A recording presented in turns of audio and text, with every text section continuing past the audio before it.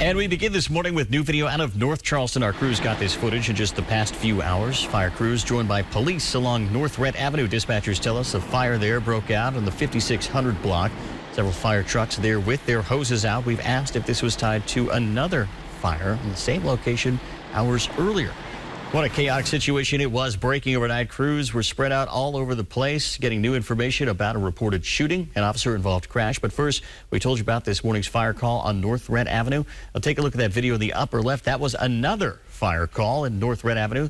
That was just after 8 o'clock last night. We're told that units arrived and found fire coming from a mobile home and an outbuilding there. We did speak with North Charleston Battalion Chief Eric Phillips. He tells us about what firefighters saw when they arrived on that scene.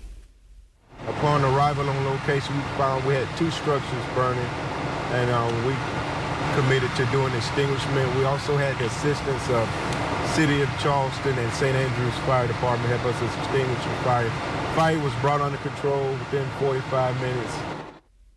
He also told us that no one was hurt. The cause, though, is still under investigation. And just 2 hours later, North Charleston and Charleston Fire Departments teamed up to battle another fire call. That was along the 4300 block of Briarstone Court. That's off Dorchester Road by Goodwin Elementary. A spokesperson says that firefighters arrived to find flames coming from a multi-family home. We're told that fire was caused by cooking. No one was injured, and one person is being assisted by the Red Cross. Also, while you were sleeping, another situation. Police were called out to a reported shooting. You can see that scene in this new video. That was on 526 right near the Ashley River Road exit. That call came around 1 o'clock in the morning. We don't yet know if anyone was hurt or if any arrests have been made. We've already reached out to a police spokesperson for more information on that. Meantime, all lanes of Savannah Highway are back open, and a Charleston County deputy expected to recover after an overnight crash.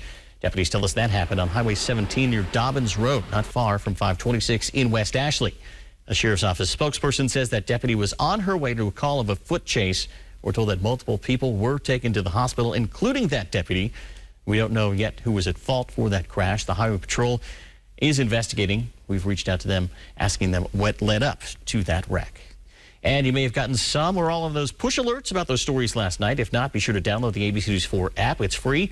You got to activate those push alerts. We'll send you information the moment that breaking news comes in.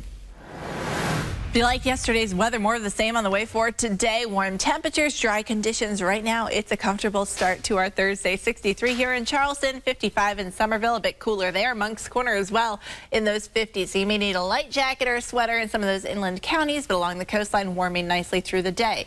Now, we are clear. We're not seeing any cloud cover out there right now. And as the day goes on, we'll stay mainly cloud-free. But a cold front back to our west is bringing severe weather to portions of Louisiana and Mississippi this morning. That low is moving in our direction. And while we do not have a threat of severe weather today, late tonight we could start to see some rain move in. That severe threat is in the deep south, places like New Orleans, the panhandle of Florida. As we go through tomorrow, some of us have a marginal risk of severe weather. I'll show you where those areas are and break down the timeline of when those storms could start. That's coming up in just a few minutes. And more breaking news just into our newsroom. Former Vice President Joe Biden has officially entered the 2020 race for president. He made that announcement just 1 minute ago.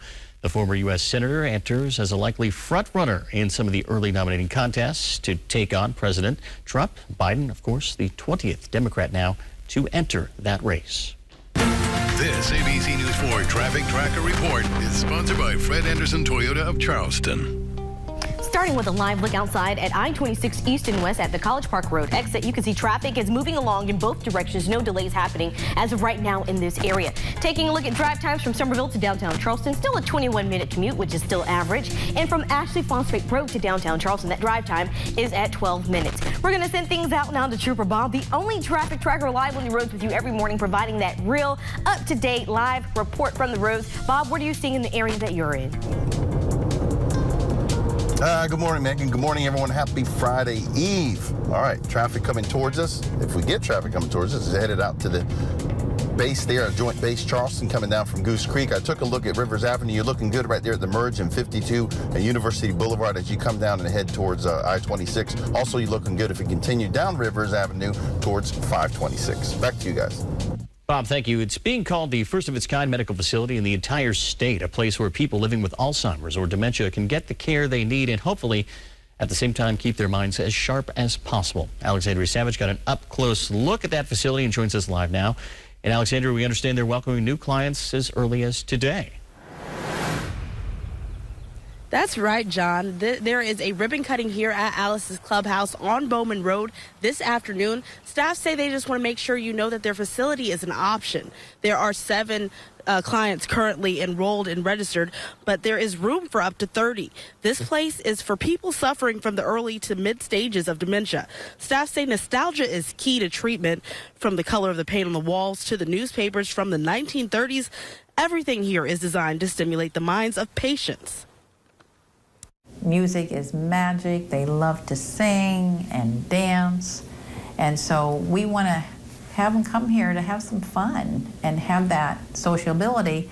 Plus, it gives the caregiver a break.